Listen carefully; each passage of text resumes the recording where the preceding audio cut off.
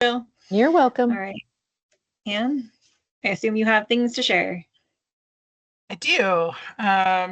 So even though most of these, I think maybe even all of these were actually introduced prior to our last week's meeting, we had fairly low turnout and we spent quite a bit of time just kind of talking bigger picture stuff and some of the kind of issues that weren't necessarily specific to bills. So I thought I'd just start at the beginning of our tracker, and I am not very good at multitasking, so I am going to keep my screen with you guys and not look at my bill tracker. But if you have the ability to look at it, I'll be going in the bill order as I talk about these as they are on the tracker. So just kind of the broad overview so far, at least as of last night. They probably have read a few more across the desk sometime this afternoon, or they're doing that now. But as of last night, when I was preparing for this, we had 139 bills total that have been introduced. We had 84 in the House and 55 in the Senate. Of those, we have 14 bills, I believe, on our tracker. There should be 8 House bills and 6 Senate bills. Mm-hmm. So starting with the first House bill, 1006, which is school district solar garden lease expansion. So it basically removes in current law a 10-year limit and allows for 99-year leases, I believe.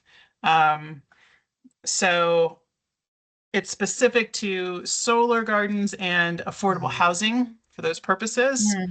The supporters are among the K-12 folks, the KCEA and Pikes Peak Alliance.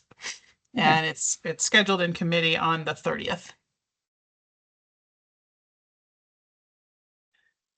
All right.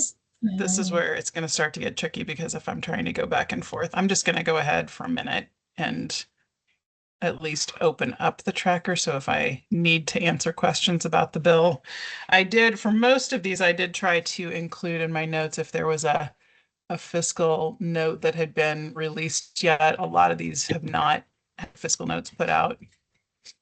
I mean, I have my tracker open. Connor, I presume you do as well. So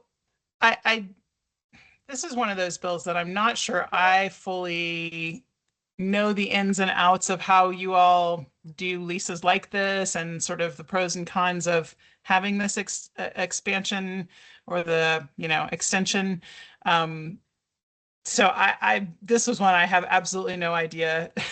Other than to look at who else is supporting it, I wouldn't be able to really advise on what, if any, position you might want to take. Yeah, I don't know. Sorry, there was a question asking for one of us to share. So I figured, Anne, if it's okay with you, I can share my screen, and that way you don't have to, and you can make sure that I'm on the right thing. Yeah, that'd be great. Is that helpful? Okay. Thank you. Yes, thank you. Right. Yeah, no problem. Okay. So everyone should see my screen now, or at least the legislative tracker. And then as far as, I don't really see a reason not to support it, but I also think with only Connor and myself here, I don't know that I want to jump in until at least some other folks have the chance to see it. Carolyn is online as well. This is Carolyn. Oh, yeah, great, I'm on. And just for clarification, just because it extends the amount of time that you can have a lease does not mean you have to utilize it. So it seems like a harmless bill towards us. Fair. Do I have that right? As far as not requiring, yes, I think that is Okay. right. All right. I don't see necessarily a downside, but at the same time, like I said, it's not going to be heard until the 30th. So if we wanted to wait until next Friday's meeting and discuss it, or, wait until then to take a position, I think that's fine too, if you need a little more time. Well, I just don't know who's had a chance to even look over the bill tracker yet. Today is my first opportunity to see it. Connor, I presume you've seen it since you were able to be there last week. And Carolyn, have you been able to go through the bills? No, I have not. Okay, so I guess I would prefer to at least give people the chance to look at it before we make decisions. Yeah, that makes sense. And actually, maybe I should preface the entire conversation today with I don't believe that any of these have been scheduled for next week. So I do Okay. think we can make today kind of about going through them, getting just sort of reacquainted with the tracker and just sort of high level conceptually what the bills are. And then if you want to kind of dig a little deeper and then we can take positions next week, that should still get Sure. us ahead of the hearings. That'd be great. Thank you, Anne. On this one, the only thing that jumped out on me was it was 99 years. I don't know what that does for affordable housing, but on the solar side, the vast majority of power purchase agreements with anybody is only for 15 years. So I was kind of when I first saw it, I was like, wow, that's a big extension. So Yeah. that was Yeah, it and on that one. I picked up some consternation from one district about and this is where my lack of detail of how this works with districts, they're sort of negotiating, but there was something to do with, leasing back and forth. Like they were in negotiations with the city and where they were located. And that it sounds to me like for some districts, there may be some benefit to having a time limit in statute where it's not necessarily kind of more open-ended for them, that they have that kind of leverage or something. Like I said, I would definitely defer to you all and anybody in the district that can kind of give you more guidance on how, if at all, this might impact. But from the surface, yes, it looks very permissive and, opens it up probably longer than you would need, but, certainly you wouldn't have to go that full 99 years if you didn't want to, I wouldn't think. Right. So unless we want to do anything more on that one, I can move on to the next one. Yep. That's great. Okay. House Bill 1037 is income tax credits for teachers. It is specifically, it's a nice bipartisan bill specifically for teachers that are, using them for using their personal money for purchases for the classroom, supplies and things like that, professional development. 1,000 for a full year, 500 for half a year. It's fairly straightforward. I believe this one, when I checked last night, it did not have a fiscal note. And Jessica, if you are able to click on the bill number, that should open the page that gives you more. Yeah. And so if you scroll down a little bit further, there should be there should be a section where, below this. Okay. So documents is where it would show up. So it's the fiscal note link is not on there yet. So I think they have not published the fiscal note yet. It is scheduled in House Finance on the 27th. So they should have a fiscal note out by then. But that was kind of my big question in this budget climate is how the state would absorb it. So I think aside from the fiscal note, as a school district, I'm having a hard time seeing how we could be opposed, but yeah, right. Well, and it's interesting. It's and you can scroll up a little bit to see this yourselves, but the list of support and opposition. So you can kind of scroll through this, and it may have even changed since last night, but there are districts and CEA and AFT that were supporting, but then the League of Charter Schools and Ready Colorado are opposing. So there is a bit of a mix. And the only thing that I thought it was curious about the League, other than I don't know, because the provision in the bill does specifically talk about licensed teachers. So I didn't know if maybe there are enough charters that use teachers that, don't necessarily have a license. So that might be, they might feel that that's unfair. I haven't spoken to the lobbyists for the League yet, so I don't want to. Yeah, but that's a good point. That would be my only guess, because I thought, well, that's kind of odd because they would fall into the category of public school, but maybe not the licensed teacher part. So, so anyway, that one is, like I said, in House Finance on the 27th. And then if we want to move on, you can click the X there to get back to the main list. Yeah. So the next one is 1038. This one, think may just be an FYI for you. I'm not sure that it really impacts K-12 directly, other than maybe some of your Ascent kids, or, you know, any PWR kids that would be transferring credit. So it basically requires a website through the Department of Higher Ed that helps inform people, you know, when they can transfer, sort of what credits can transfer and things like that. And work-related experience too, as far as kind of academic credit for those. So this one was another one that I thought was kind of interesting on the supporters and opposition list. The AFT and CASE are supportive, but some of the higher ed institutions are actually opposing it. And I was kind of giggling because I thought, well, maybe they just don't want to make it any easier for people to leave there, or, you know, they don't want to have the sort of musical chairs where people feel like it's easy to transfer. My guess is it's more complicated than that. There's probably some specific language in the bill or something that is problematic for them, but that was, as of last night, Metro, State, and UNC, I think, were the ones that had been listed as opposition. But I feel like it could be potentially helpful for, you know, K-12 students that are taking college courses. I don't know.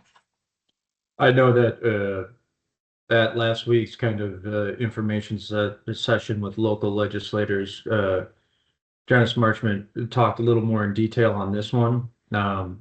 And she said where it would affect PSD would be kids that are doing kind of concurrent enrollment.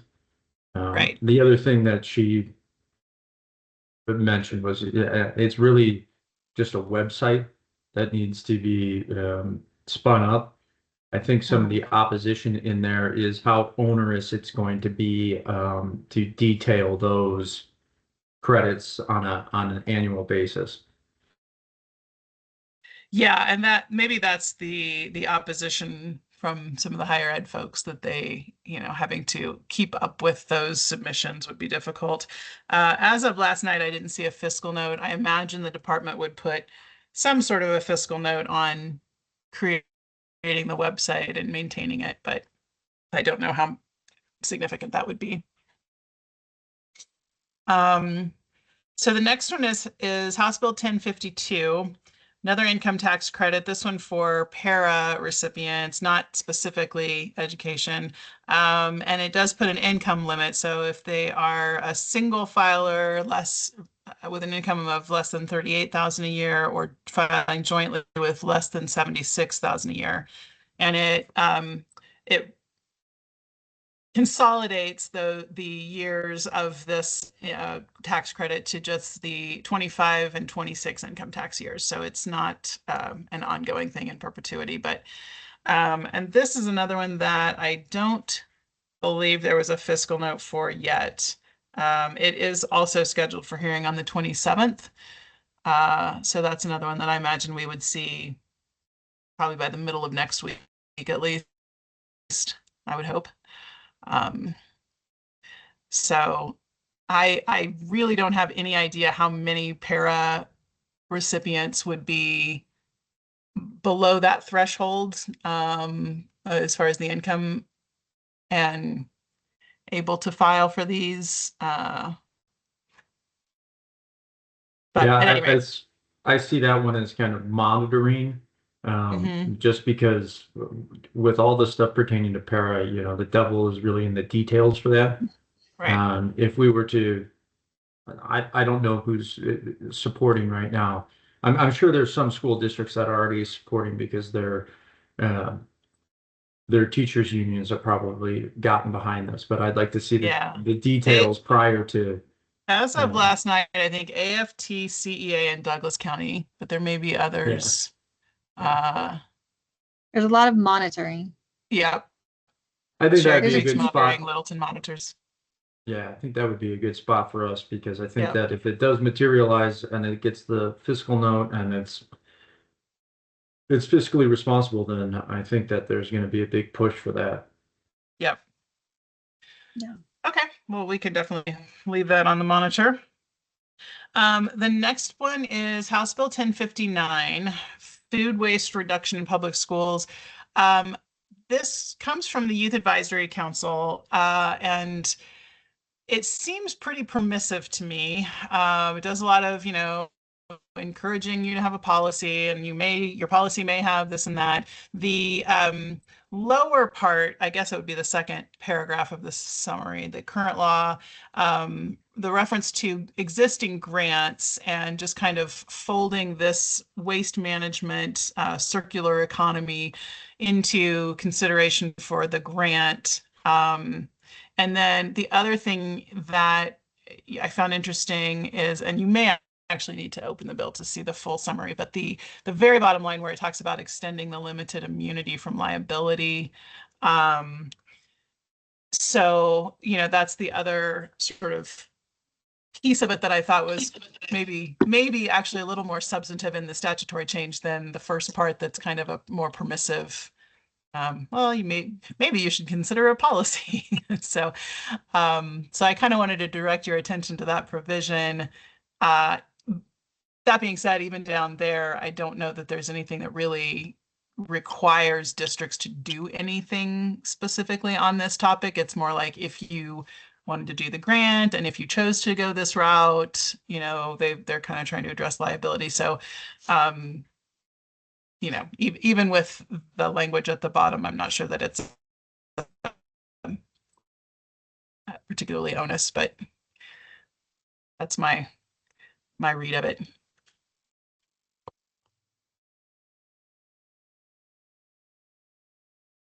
Yeah, I guess on that one, it would be monitoring again for me, but I know that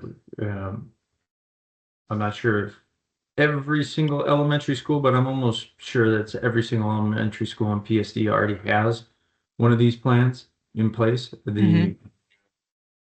Whether or not they have this limited liability protection, I have no idea about. Well, and it could be that if you do have a lot of schools that are already doing it, having this could be helpful potentially, and this might be a question for, I don't know, someone in food services maybe, but the provision about the award, this existing grant, maybe if it is making it more feasible for you to get this grant because, like using these policies as sort of the basis for the grant or something, and maybe.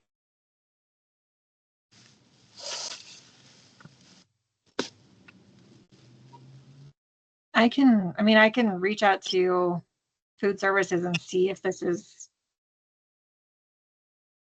something like if we already apply for the grant or not, or maybe that's how we got started doing it in the first place, was there was a grant for it. I don't know. Yeah, could have been. So that one is in House Education on the 30th. It does have support from AFT and CEA. It has a 0 fiscal note that has been posted. So, and I'm not sure what 350 Colorado is. I noticed them last night. I don't even know if that's an education group or not, but Case is monitoring, Cherry Creek and Littleton monitoring. So.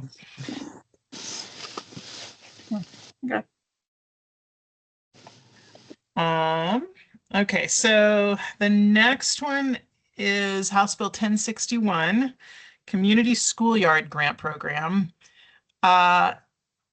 This is another one that I'm really curious to see the fiscal note, but and I will be honest, I was not even entirely sure what a community schoolyard was. It's defined in the bill. If you actually open the bill, the best thing I could liken it to when I think of like around my kids' schools, they have these little neighborhood gardens, things like that, I think are what it's referring to. But it offers $150,000 for some planning, or up to $850,000 for actually constructing these community schoolyards. From what I could see last night, it didn't have much in the way of K-12 support or opposition. I think, nobody was really weighing in on it. The groups weighing in were more like environmental groups. And there's not a fiscal note yet, at least as of last night. So I'm not really sure what to make of it. It seems like a rough year to be adopting new grant programs, but Yeah, right. I'm like, how many grant recipients are we going for here? Is it, I mean, between the 850 and 150,000, like for $1 million, you get 1 to 2. right, So, right. Yeah. and with nearly the- 200 districts with countless The schools. thing that I find very interesting is I believe there are 2 JBC. Yeah, was that Taggart? Isn't he one of the sponsors? I know G Mobile. Yeah, so Taggart and Amabile are both on the Joint Budget Committee. So that's why I'm a little surprised that they would. Oh, and actually, Barb Kirkmeyer is too. So it Kirkmeyer, seems there's got to be something about, some access to funding this that I'm not aware of, or I'm not quite sure. I'm really curious to see when the fiscal note is posted where they're getting the money or how much they plan to spend. And I may have, in full transparency, I may have glossed over if they push the date out further into the future, so it's an impact that's not hitting soon, or maybe there's a fee that's tacked on that even fees in this climate, they're not really inclined to increase cash funds and hit the taper cap. So I am really not sure about the funding source for this.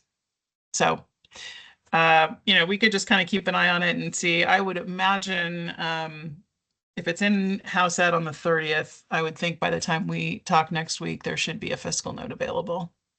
Okay. I mean, I guess the one thing I'm wondering is, because it's, is it trying to make school yards more accessible outside of school hour? Like, is it trying to make like school playgrounds and spaces like community spaces? It seems like it. I can talk to I think that actually Rep Bacon may be kind of the main person behind it. So I could ask her what the aim is, what the motivation is.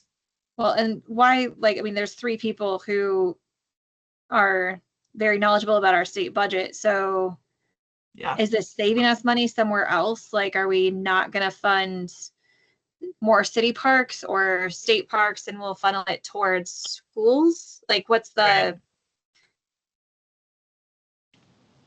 there's got to be a balance in here somewhere. Yep. Yeah, let me talk to Bacon and see what information I can get on this one about the sort of the backstory behind it. Okay.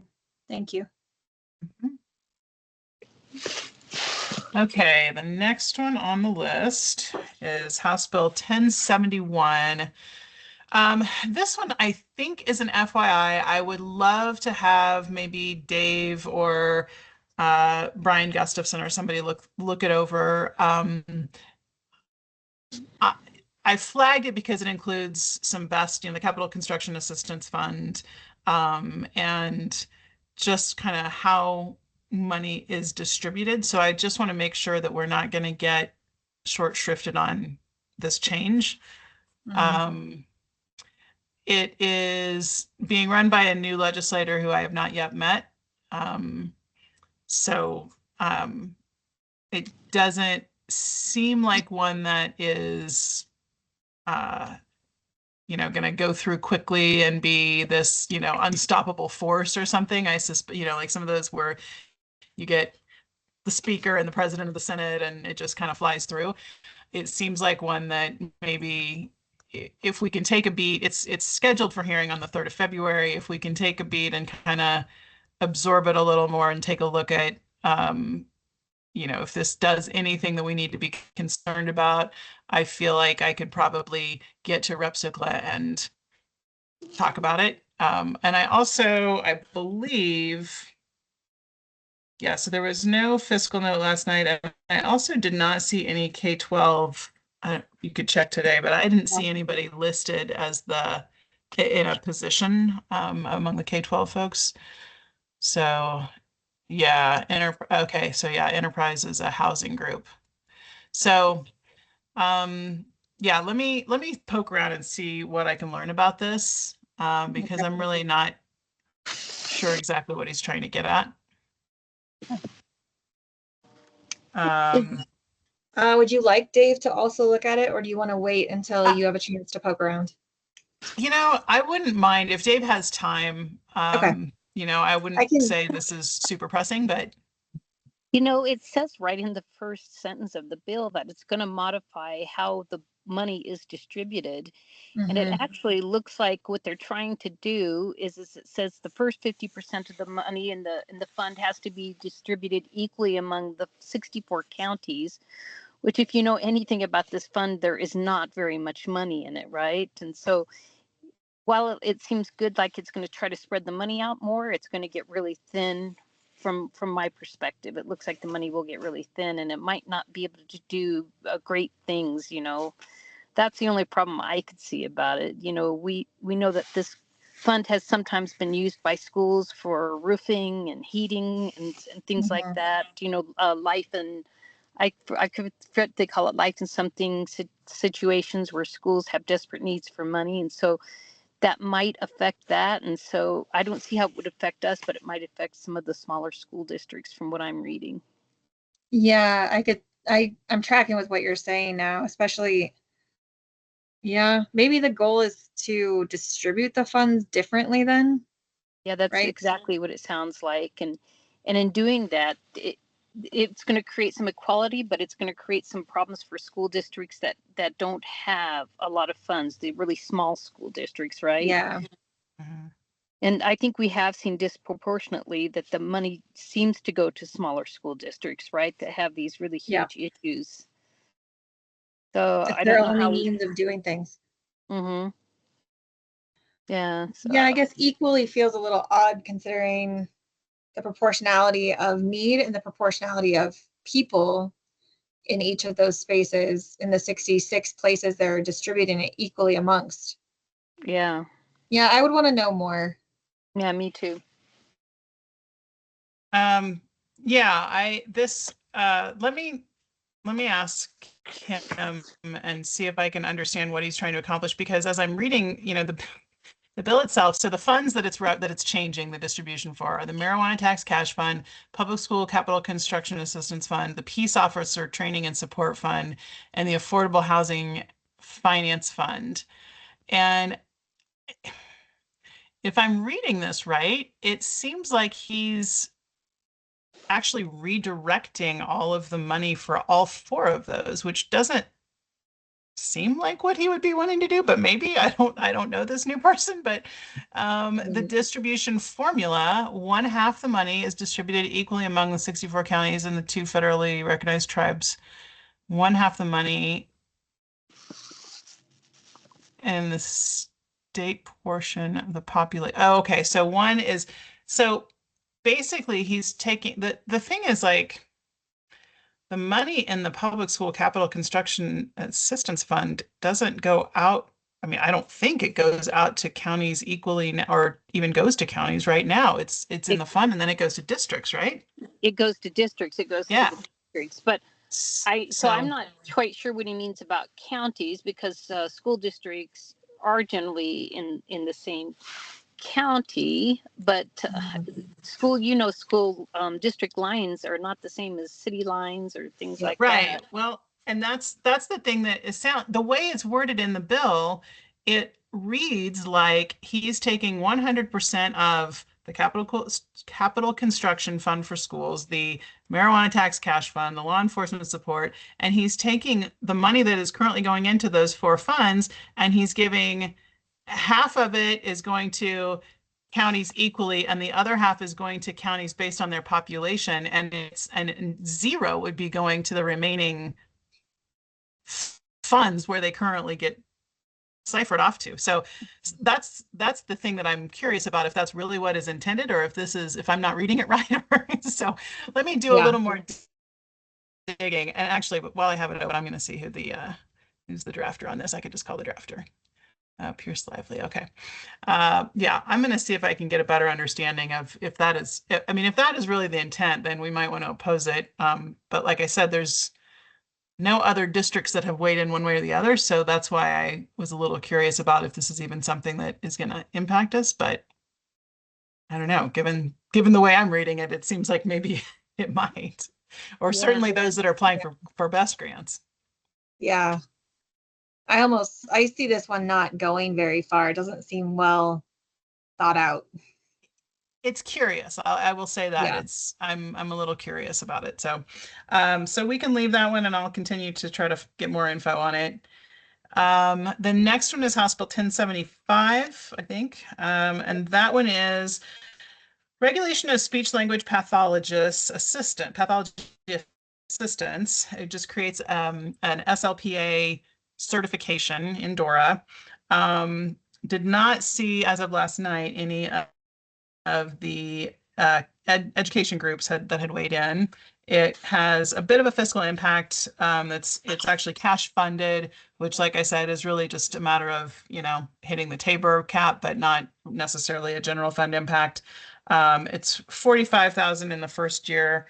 And, as with the other one, it has Senator Kirkmeyer on this one too. So I have to think that it has probably been sort of approved in terms of that fiscal impact. So I don't know how much you all use SLPAs, if that is something that, if having this certification is an extra regulatory hoop, or if it's something that would be helpful for sort of more, I don't know, quality control. Actually, as I'm reading it, it's creating this new speech pathology assistant pro certification.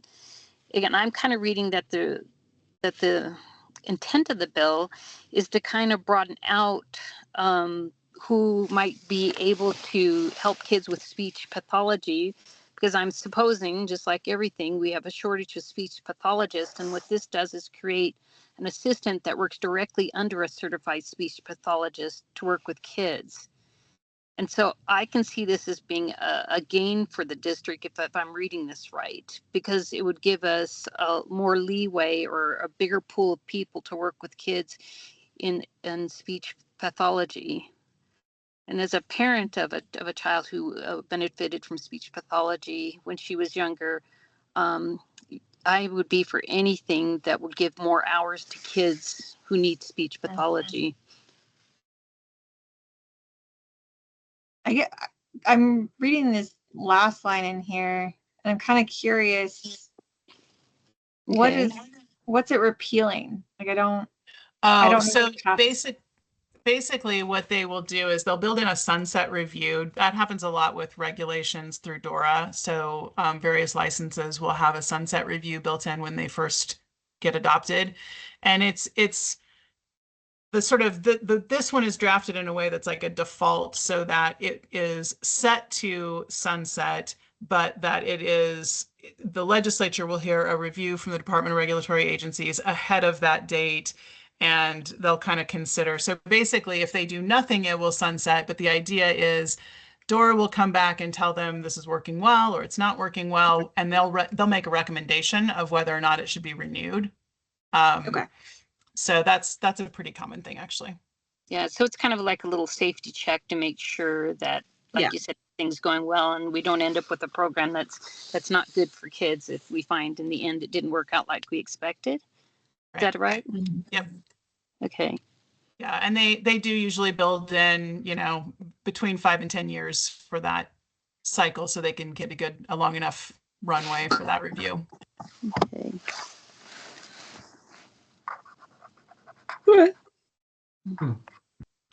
I just noticed on that one, that's one of our new representatives, Ann Barb Kirkmeyer, sponsoring it. Yep. Yeah, and like I said, it may be the kind of thing that is helpful. And if it is expanding I don't know what else SLPAs can do under current law, or what districts allow them to do under current law. If this is expanding the sort of level of services they are allowed to provide, then yeah, I think that could could really be a benefit to expand that pool a little bit. So the next one on the list is Senate Bill 4. And that one, you know, I'm not sure that this will impact you, but I wanted to put it on here as just kind of an FYI. So it limits the fee that you can charge for a waiting list or an application fee for a licensed child care center, a family child care home, or a substitute placement agency.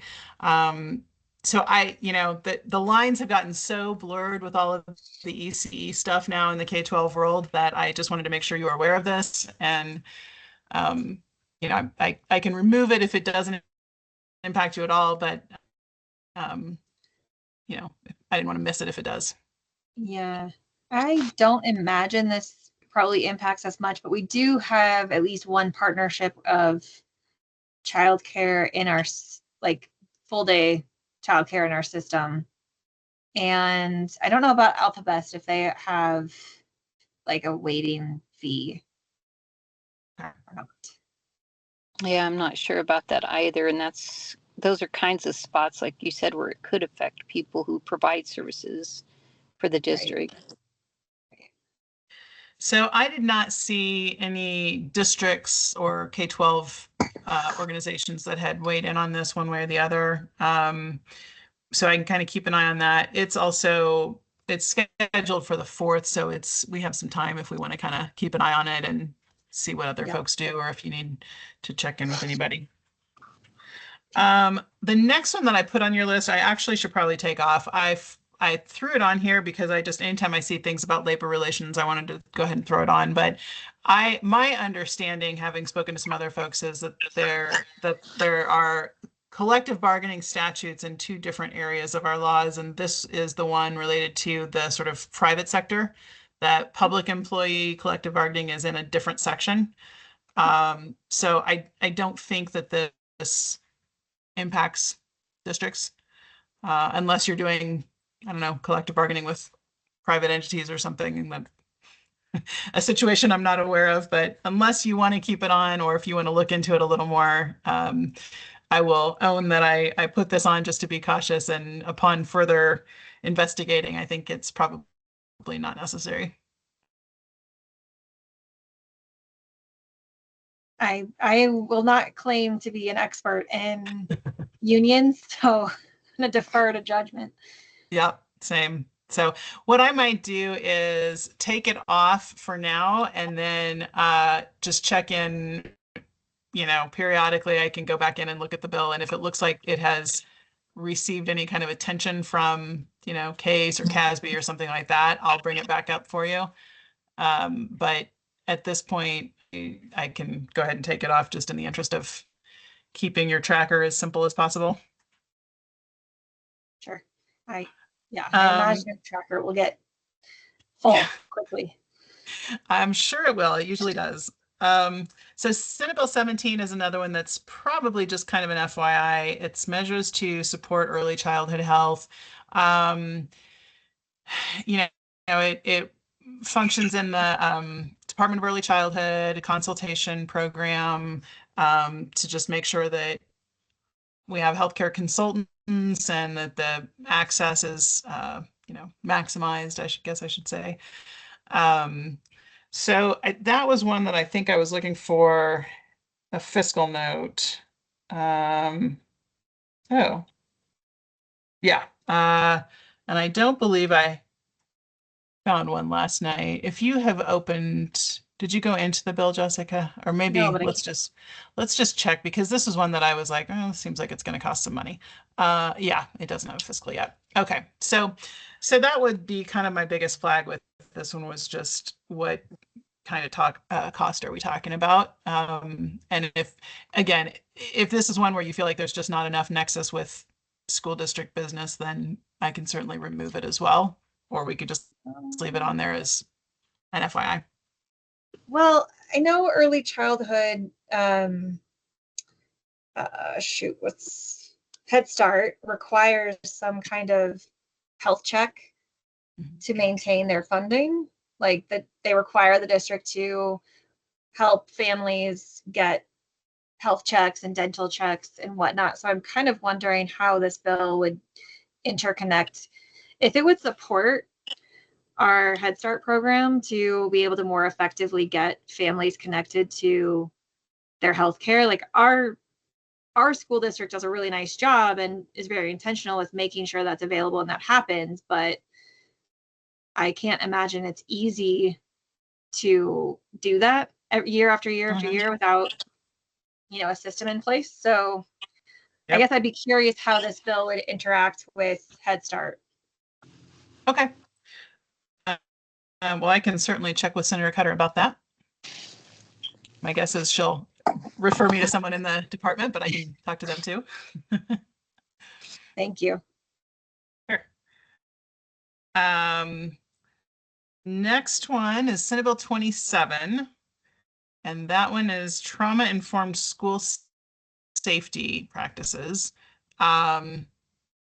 Just kind of requires the school safety office to update their recommendations and best practices. And then a working group has to bring recommendations to the legislature, not particularly, at least at this stage of the game, a direct requirement on districts. This is the kind of bill that you might see. This might be step one of 2 or 3, where we'll have this group get together, come up with some best practices, make a recommendation to the legislature, and then after that, those recommendations may become a bill. So I think it's kind of up to you how much, if any, you want to weigh in on this stage of the game. And I will say that it has support from AFT, CASE, and CEA. And it has a $145,000 fiscal note. CASE and CEA both being on board is encouraging. And I don't know if this is something that would even be helpful. Like maybe this sort of guidance is something districts want. I don't know. I mean, in my time with doing things in the district, I've had a number of parents talk about our current safety drills being traumatizing for their children. So if there's a way to do it better, I guess I have curiosities if this creates a different kind of training or workload for staff that will be unfunded. That continuously makes me concerned, but at this stage, that doesn't sound like what's going to happen, but that could be stage 2. Right. Yeah, that's the eye to keep on what they decide to do with the recommendations that come out of this. My assumption would be that this wouldn't necessarily be adding additional trainings or practices, but more that you would be shifting how you're doing your trainings to be more trauma informed would be, I think, the intent. But who knows how that actually gets formulated into a bill in 2 to 3 years could be a whole other story. Right. I think you're more optimistic than I am. Which is a first, because I'm usually the most cynical person in the room, but so we can keep an eye on this. I mean, it is Senator Marchman who, has some of Poudre. So I like the idea. Yeah. Yeah. So we can keep an eye on this. And I think, like you say, having CASE and CEA supporting it, it seems like it might be a hard one to oppose. The question would just be if you want to get involved or not. Yeah. Okay, so I think that is all of the House bills. Moving into the Senate bills. You already are in Senate bills. I am Senate bills. How did I end up with? I put my little note of 6 Senate bills here in the middle of this page. Anyway, Senate Bill 28, the para risk reduction measures. This is just kind of an FYI, unless there's someone who really wants to dig in on the para stuff. It's from the Pension Review Commission, and it increases the frequency of the actuarial audit. So let's see, down at the bottom, what's it say? It's currently, I believe, every 5 years, I want to say, and it changes it to 4. Yeah. So I think that's probably the biggest shift in this one. It does have a fiscal note of about 125,000 every 4 years. So every time they have to do this, which I would assume it must be every 5 years now. So I don't know that it's a dramatic increase in state spending. It does have support from AFT and CASE. And it's scheduled for hearing on the 4th in Senate Finance. And it does have Senator Taggart as one of the, well, one of the Senate sponsors. So he's a JBC member. And then Senator Kolker has been pretty active in Paris stuff too. Okay. Do we, I mean, do you have a sense of what best practice is for how often these types of things are audited? Or? I really don't. I mean, I tend to, when things come from the Pension Review Commission, I tend to think, okay, those are the people who know about this stuff. And if they say this is what needs to be done, then I just assume they know more than I do. So yeah, if this were just kind of a random bill coming out of individual's head, I might be a little more inclined to scrutinize it, but I would assume this commission is. Do you think that the reason maybe they're increasing this to 4 instead of 5 years is, as they've found in the past, when they wait for 5 years, the fiscal notes or the fiscal implications for making para modifications can be enormous? Maybe. You know? Maybe. Yeah. I just think about the last time they had to do, bump up the para, it was how many millions of dollars? It was a lot. That's a good point. I just think that if they do it more often, then they're hopeful that they're going to catch things sooner. I don't know. A little kind of mitigate some of that a little bit. Yeah, maybe. So let me know if we have strong feelings about that one, but we'll just leave that on there for now. The next one, Senate Bill 50, is I wanted to flag it for you all as a governmental entity. This applies much more broadly than school districts, but on any form where you currently are asking for racial information. So it doesn't necessarily require that you collect this information in places where you're not currently, but if you are already collecting it, it requires that you add a space for Middle Eastern, North African, or South Asian. And the way I read it is that it would just be a single, kind of the way they blend, Pacific Islander or something like, they'll kind of combine groups. So I think it would be a single addition, single line. But I know you start talking about changing forms and it seems like a simple thing, but for places where you have a lot of forms that can get pretty onerous. So I wanted to make sure you were aware of it. And does this have a time frame for when it would need to be implemented by? I think we have a lot of forms. So if it's like only if it's a couple of years to get all of them and make sure we're in compliance, that's one thing. If it's just we're throwing it out there and then when it passes, we're out of compliance. That is a very good question. Let me just open it up.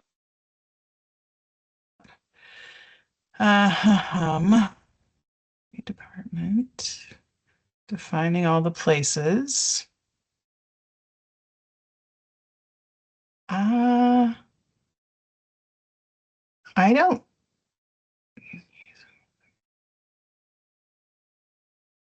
actually only seeing the effective date of the bill, so I wonder if that is when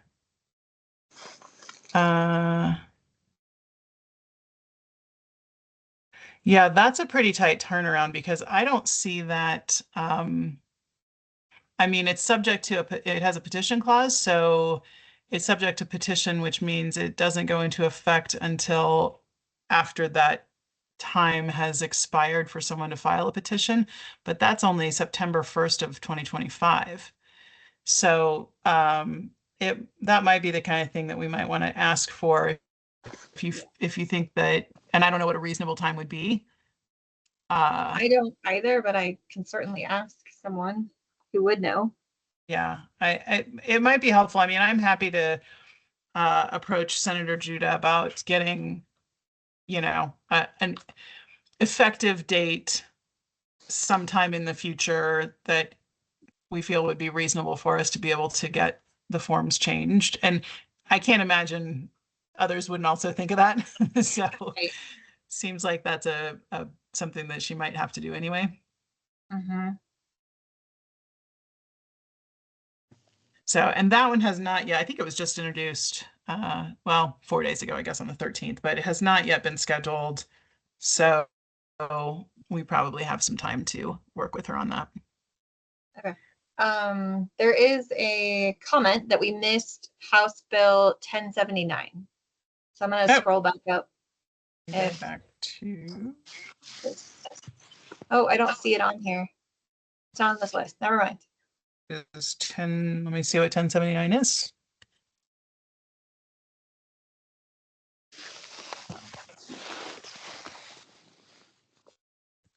I may have missed putting something on the tracker. All right, hang on, let me pull up.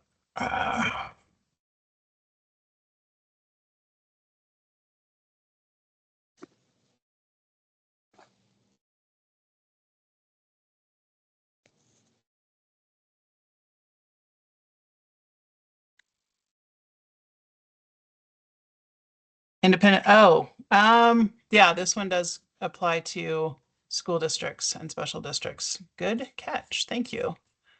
Do you want to share your screen for this one? Yeah, let me, you know what I'm gonna do? I'm gonna add the bill to the tracker right now, and then it should show up in yours. You may need to,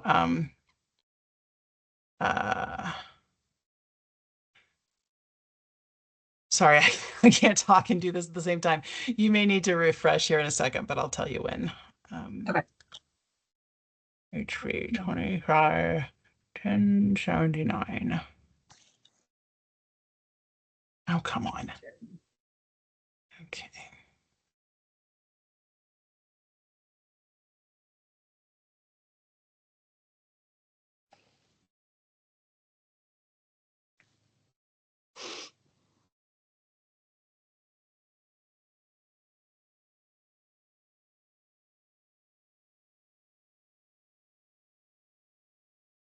Oh, this is the one about taking a juvenile into custody, persons detained in jail on emergency commitment. Is that the right one? I don't think this is the Independent Ethics Commission jurisdiction. So I think they ran this last year, as I recall, didn't they? To add school districts to the Ethics Commission. One second. Okay, so Here it is. it should be on your tracker now. If you want to try to refresh, let's see if it shows up.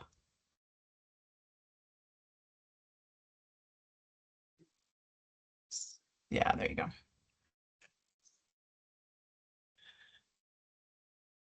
And I do kind of remember talking about this one last year. I honestly don't recall what ended up happening with it, why it didn't move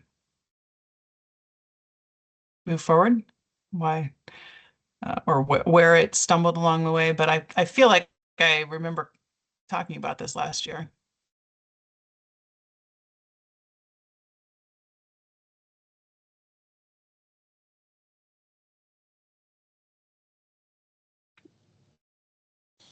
Hmm.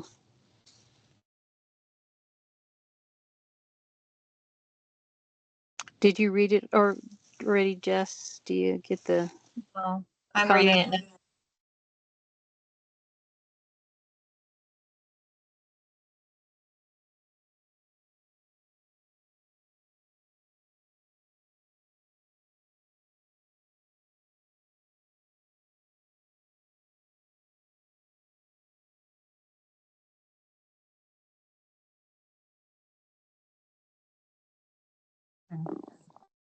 I guess I would want to know more about what happened last year if you think this.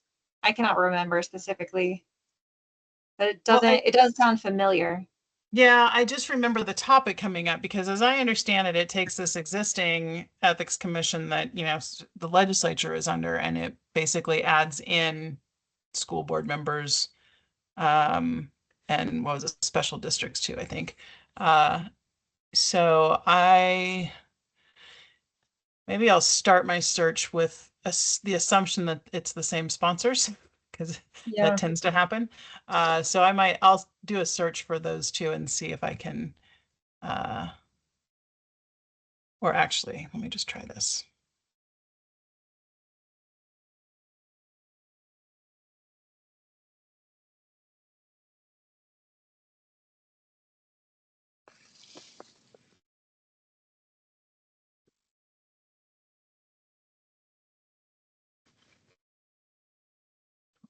Okay, so yeah, 24, House Bill 24-1073 last year. It was Tammy Story, Jennifer Parenti, Janice Marchman, and Julie Gonzalez. And bill history. So it did not get out of the House. It actually failed in appropriations. So let me look at the fiscal note.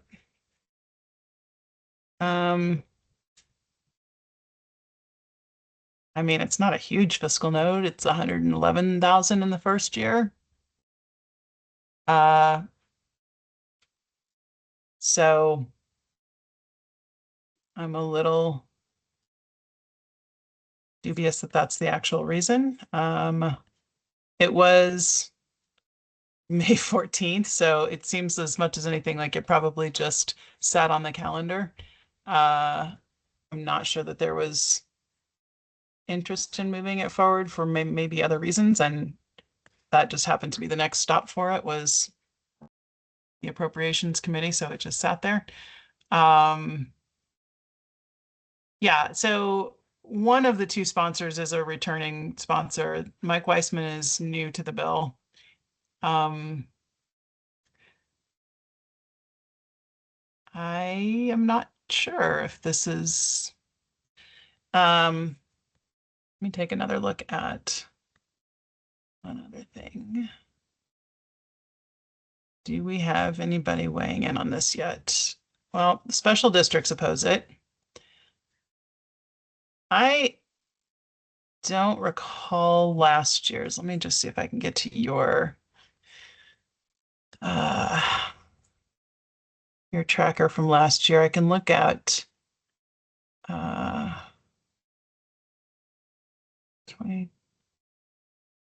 Oh, there we go.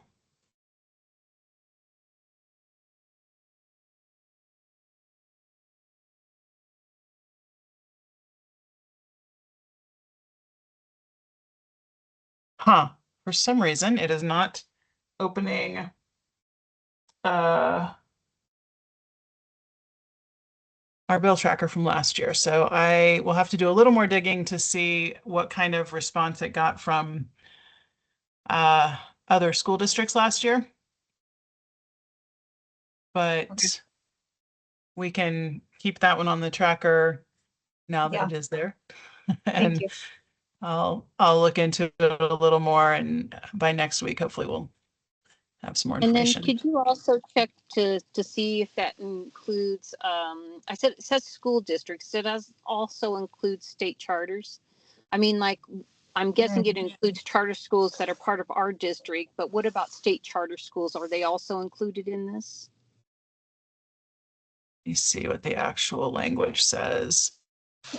School district has the same meaning as set forth in statutes. District employee, a temporary permanent superintendent of a school district or temporary permanent head administrator designated by school board to execute the policies, hired direct, subject to the direction of the school board district officials, means member of a school district's board, special district, special district, special district. It doesn't say anything about charter schools one way or the other. It actually does not seem like it does apply to charters.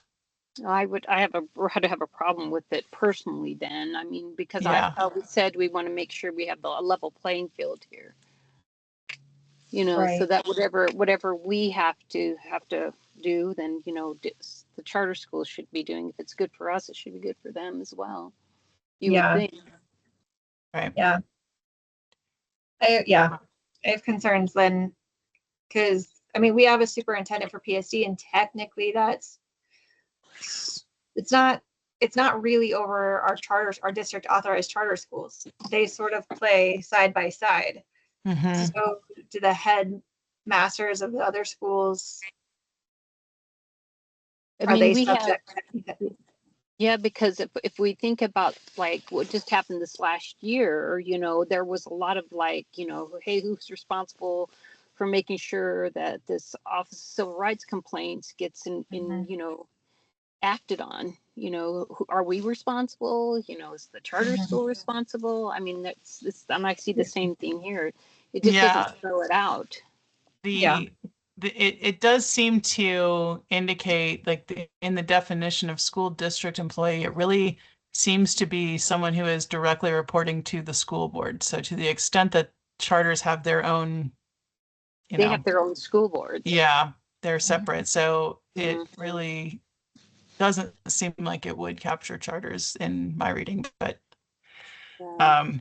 I would be very, very surprised if that was Tammy Story's intent, because she certainly has never been a big fan of charter schools. So I don't think she's intending to sort of exempt them somehow from being under the oversight of the Ethics Commission.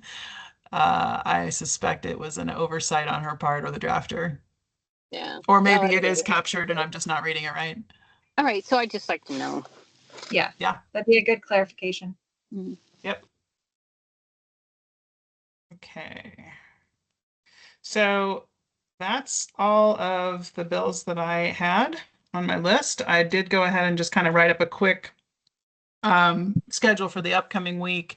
So there will be a joint ed committee on Thursday, the 23rd, where they'll do the Smart Act hearings for CDE, Department of Higher Ed, early childhood, and same thing kind of carried over into Friday. They'll have a joint ed, but presuming they get through the entirety of their Smart Act hearings on Thursday, then the joint ed on Friday, the 24th, would be specifically to talk about the school finance adequacy studies.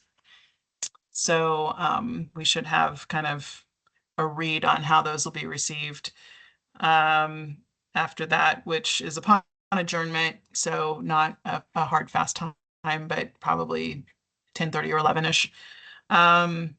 And then the following week, they'll start to get into their bills. The first ones, Senate, I didn't see any bills actually listed in Senate Ed, but for the House Ed, they do have on Wednesday, the 29th, upon adjournment, they'll do the credit transfer website and then another higher ed one that's related to student athletes, House Bill 1041. And then on Thursday, the 30th at 1:30, they will do that food waste bill, the common schoolyard grants, and the solar garden lease. So those three, 1059, 1061, and 1006 will be on the 30th. So week after next. Great. Any additional questions? I'm good. Well, thanks for the I'm good. review. Appreciate it. Thanks, Ann. Yeah, And no we'll problem. keep an eye on it. Okay. I will be coming at this point. I'm assuming I will be able to do this. I will be coming to you from Ann Arbor, Michigan next Friday because my daughter got an on-campus audition that we're very excited about. So University of Michigan is going to hear her sing on Friday the 24th, but I'll be sitting That's around in a waiting exciting. room, so I should be able to tune in. Okay. Great. Yeah. If you need anything, just shoot us an email and we can move our schedules. All right. Yep. Well, like I said, I am at this point planning to be able to do it. So I will see you all next Friday. Great. Great. Sounds good. All right. Have a great Sounds weekend, good. everyone. Thanks. Good. Bye. Stay Bye. warm, stay safe. Yeah. Thank you. All right. Jill, I can call the meeting at 3:05 p.m. on January 17th. Thank you so much. I will stop recording right now.